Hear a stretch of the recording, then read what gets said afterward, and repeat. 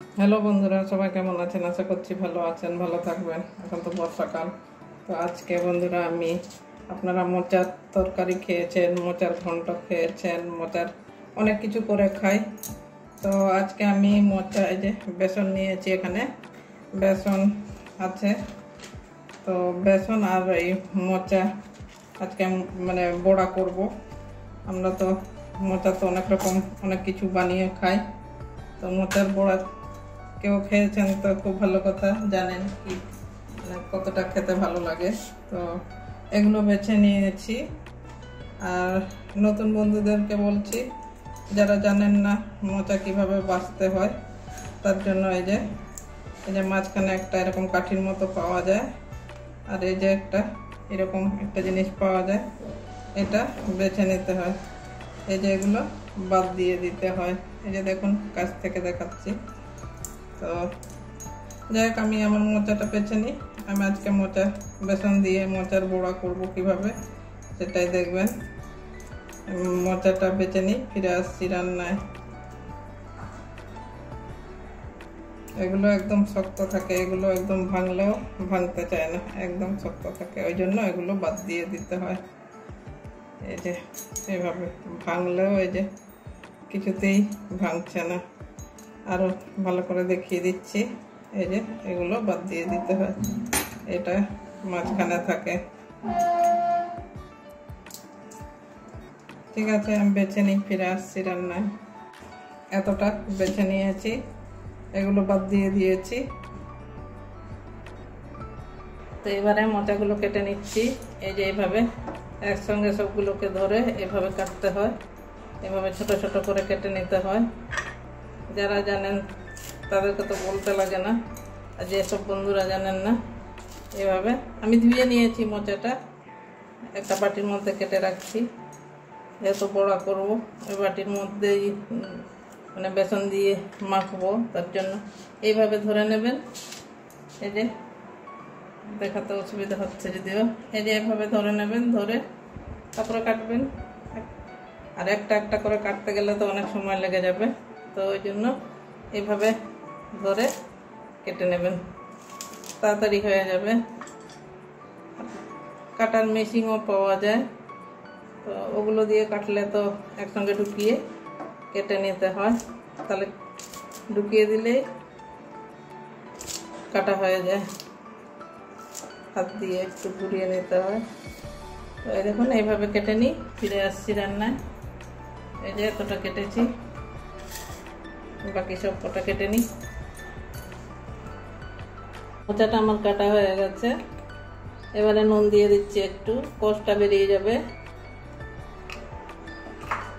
নুন হলুদ মাখিয়ে নেব, তারপরে আবারও ভাপিয়ে নেব।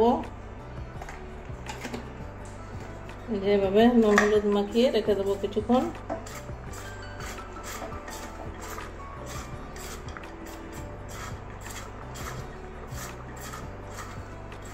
নুন হলুদ মাখিয়ে এবারে কড়াইতে দিয়ে দেবো, ভাপিয়ে নেব।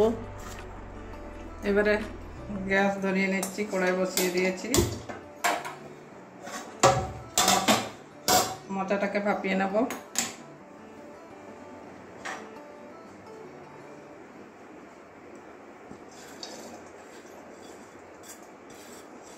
একটুখানি জল দিয়ে দেবো, নাহলে লেগে যাবে।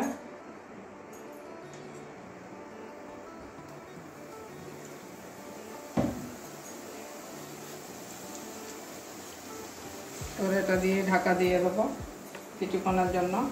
আর একদম লো আঁচে একদম কমিয়ে দিয়েছি গ্যাসটা, একদম হালকা করে, মানে গ্যাস মিডিয়াম ইয়েতে আঁচে একদম হালকা করে সিদ্ধ করে নেব। তাহলে আমার মোচাটা ভালোভাবে সিদ্ধ হয়ে যাবে, আর কোলগুলো যা আছে বেরিয়ে যাবে। তো সিদ্ধ করার পর আবারও একটু চটকে নেব। ঠিক আছে, আমি সিদ্ধ বসিয়ে দিয়েছি, সিদ্ধ হয়ে যাক। এবারে ঢাকনাটা খুলে নিচ্ছি। আমার মোচাটা সিদ্ধ হয়ে গেছে, এই দেখুন একদম সিদ্ধ হয়ে গেছে।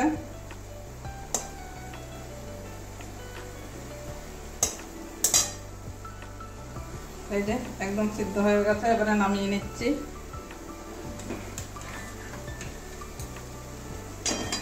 একদম শুকিয়ে নিয়েছি, এই যে জলটা শুকিয়ে গেছে। এবারে নামিয়ে নিচ্ছি। বন্ধুরা এই যে সিদ্ধ করে নিয়েছি, ঠান্ডা করে নিয়ে এসেছি। এবারে হাত দিয়ে এভাবে কষলে নেব।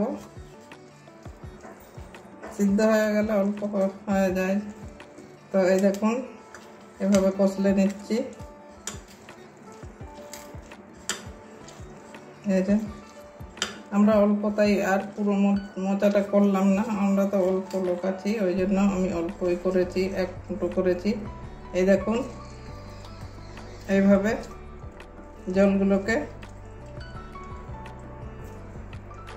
জলগুলোকে টিপে টিপে বের করে দিতে হয়, তাহলে আর ওই মোচার কষটা থাকবে না।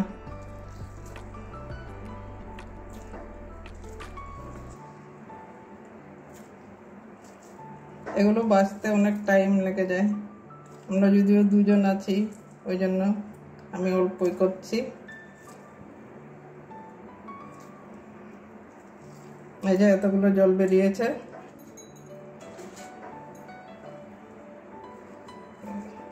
একদম চিপে নিয়েছি, জলগুলো একদম বের করে দিয়েছি।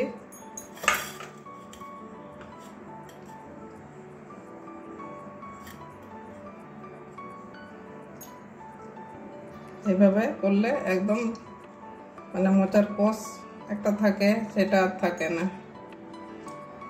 ঠিক আছে, আমি এই জলটা ফেলে আবার ফিরে আসছি রান্না। এবারে আবারও ফিরে আসছি।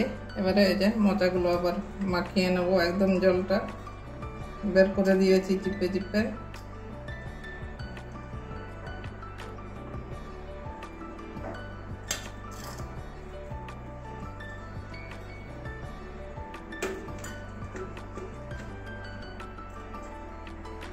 এবারে এটা আপনারা পেঁয়াজ ছাড়াও করতে পারেন, আমি একটু পেঁয়াজ দেব, পেঁয়াজ আর কাঁচা লঙ্কা একটু দিয়ে দিচ্ছি।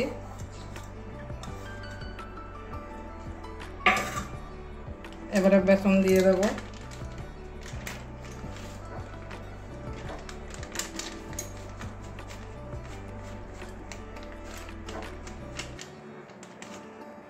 বেসন দেওয়া হয়ে গেছে। এবারে একটু ধনে গুঁড়ো একটুখানি দিয়ে দেবো, গন্ধটা ভালো হবে। গরম মশলার গুঁড়ো দিয়ে দেবো একটু, জিরে গুঁড়ো একটু দিয়ে দিচ্ছি। মোচাতে তেমন নুন দেওয়া ছিল, একটু কালো জিরেও দিয়ে দিচ্ছি। বড়ার তরকারি করব, মোচার বড়ার তরকারি, এমনি বড়া হিসাবেও খাওয়া যাবে, আমি তরকারি করব আলু দিয়ে। এবারে হালকা জল দিয়ে মাখিয়ে নেব।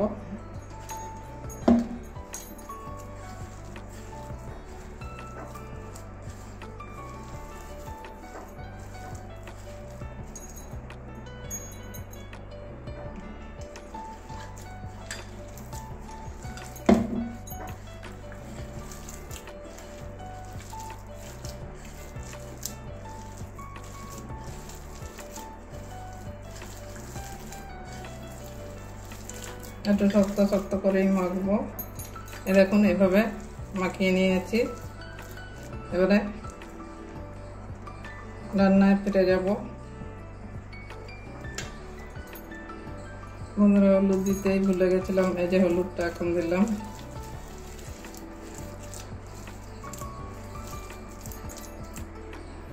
এবারে কড়াইতে সাদা তেল ঢেলে নেব।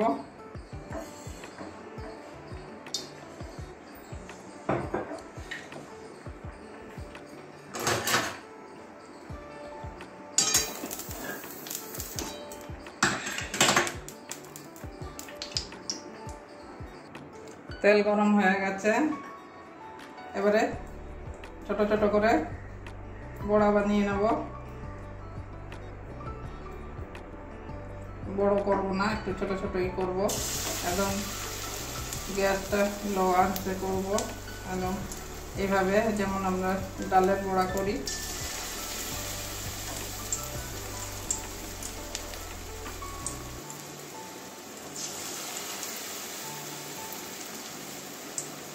বন্ধুরা আরো বলছি, আমরা অল্প লোক, তাই 2 জন মানুষ, ওই জন্য অল্প করেছি। আপনারা লোক বুঝে করবেন, খেতে খুব সুন্দর লাগে। আর মোটা শরীরের পক্ষে অনেকটাই উপকার।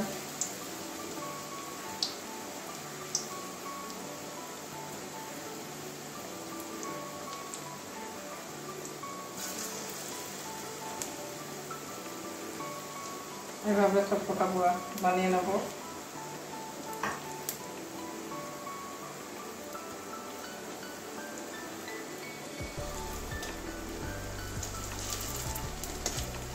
এই দিকটা ভাজা হয়ে যাচ্ছে, এই দিকটা উল্টে দিচ্ছি।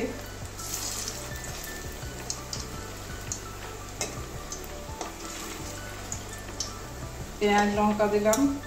আমরা এটা চায়ের সাথেও খেতে পারবো, মানে বিকালে, এখন বর্ষাকাল, এভাবে বড়া করে খেলে চা, মুড়ি আর মোচার বড়া ভালোই লাগবে, খারাপ লাগবে না। দেখুন বন্ধুরা, এভাবে লাল লাল করে ভেজে নিয়েছি। এবারে তুলে নেব।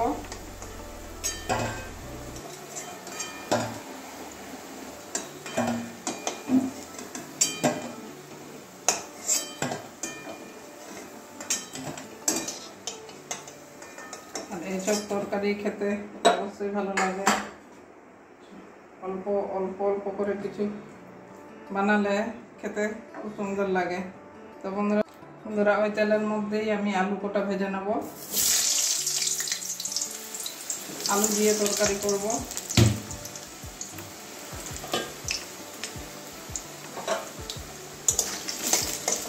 আলুটাও হালকা লাল লাল করে ভেজে নেব। আলু আমার ভাজা হয়ে গেছে, আলুটাও তুলে নিচ্ছি।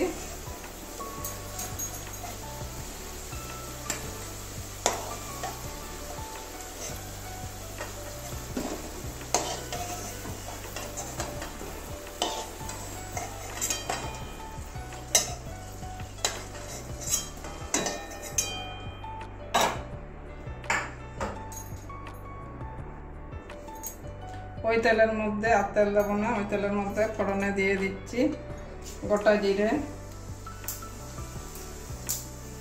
একটা তেজপাতা,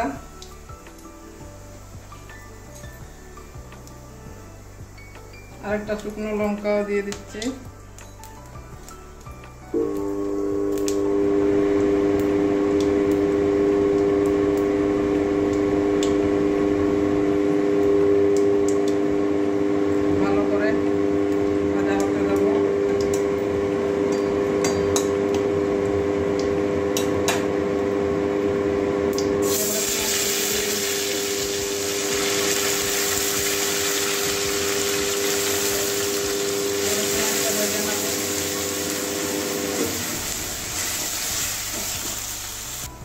পেঁয়াজ ভাজা হয়ে গেছে, এবারে আদা রসুনের পেস্টটা দিয়ে দিলাম।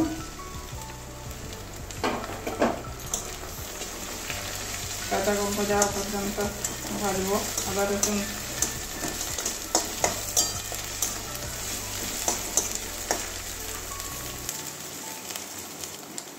আদা রসুন কাঁচা গন্ধ চলে গেছে, এবারে টমেটো কুচি দিয়ে দিচ্ছি।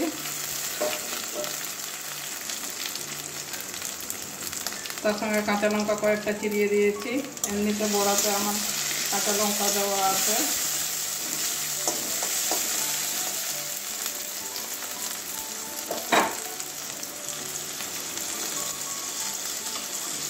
বড়ার মধ্যে নুন দেওয়া আছে আমার, একটু অল্প করে নুন দিচ্ছি। টমেটোটা যাতে তাড়াতাড়ি নরম হয়ে যায়।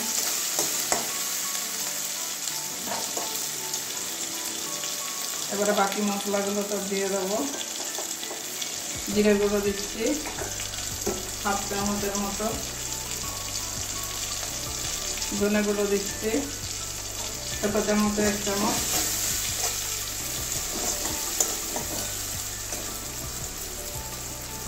এবারে হলুদ দিয়ে দিচ্ছি 1 চামচ, আমার ছোট চামচ আছে 1.5 চামচ মতো হলুদ দিলাম।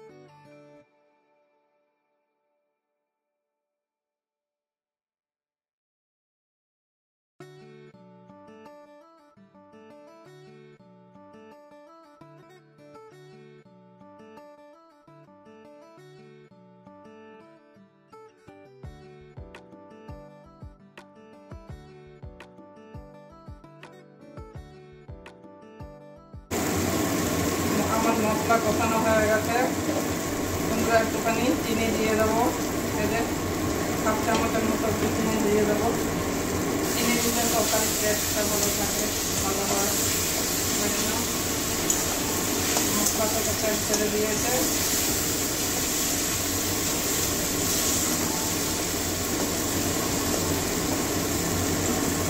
এবারে আলুগুলো দিয়ে দেবো, মশলার সঙ্গে কষিয়ে নেবো।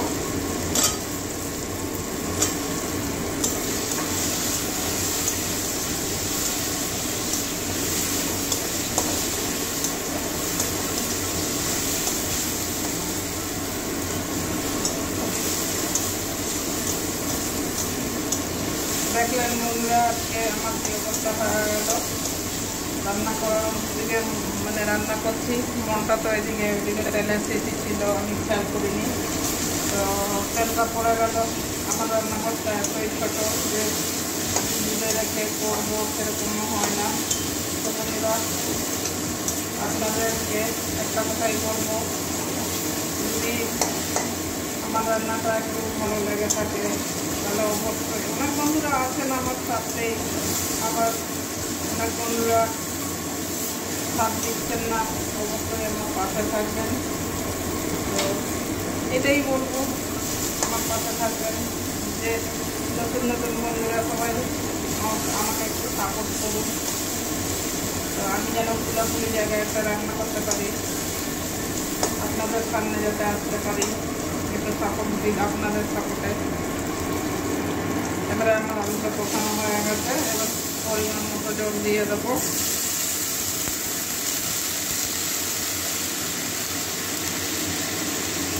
জলটা একটু বেশি করেই দিচ্ছি, কারণ বড়া তো জল টানে অনেকটাই।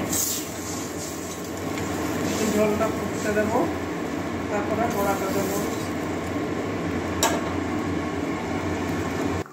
জল ফুটে গেছে বন্ধুরা, এবারে ভেজে রাখা বড়াগুলো সব দিয়ে দেবো।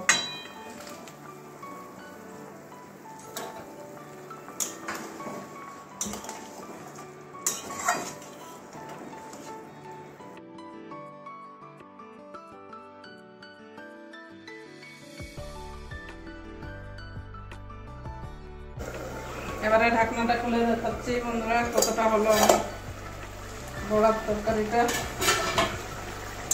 এই যে আলু, তো এই যে আলু সিদ্ধ হয়ে গেছে। বড়া একটুখানি ভেঙে দেখাচ্ছি। এই যে একদম বড়াটা সিদ্ধ হয়ে গেছে, মানে নরম হয়ে গেছে। এবারে একটু গরম মশলা দিয়ে দিচ্ছি। গরম মশলা দিয়ে মিশিয়ে নেব।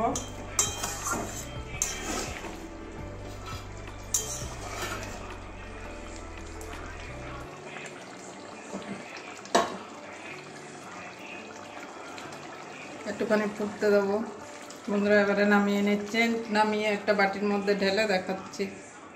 তো বন্ধুরা দেখলেন, এই যে মোচার বড়া দিয়ে তরকারি করলাম, তো গন্ধ তো খুব সুন্দর একটা গন্ধ বেরিয়েছে। আর আপনারা অবশ্যই একদিন এইভাবে বাড়িতে মানে বানাবেন, বাড়ির সবাইকে খাওয়াবেন। একদিন খাওয়ালে প্রত্যেক দিন খেতে চাইবে।